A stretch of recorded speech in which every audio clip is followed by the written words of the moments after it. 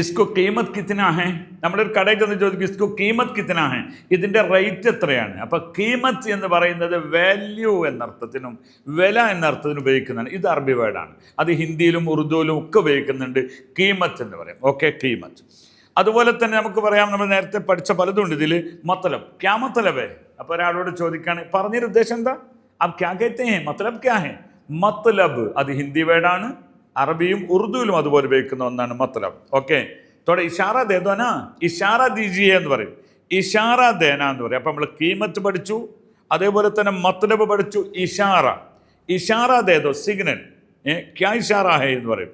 Okay, കോയി ഫായ്ദ നെയ്യേ. ഫായ്ദ pure അറബി വേർഡാണത്.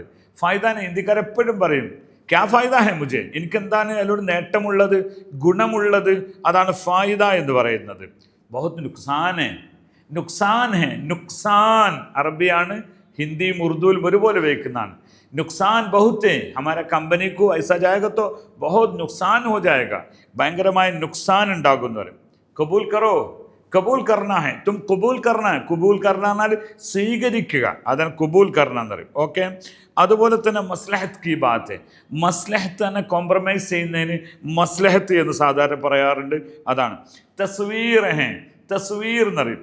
ആ ഒരു പാട്ടിൽ നിങ്ങൾ കേട്ടിട്ടുണ്ടാവും, ഹമാരെ ഗസൽ ഹെ തുമാരെ തസ്വീർ, ഹമാരെ ഗസൽ ഹെ തുമാരെ തസ്വീർ.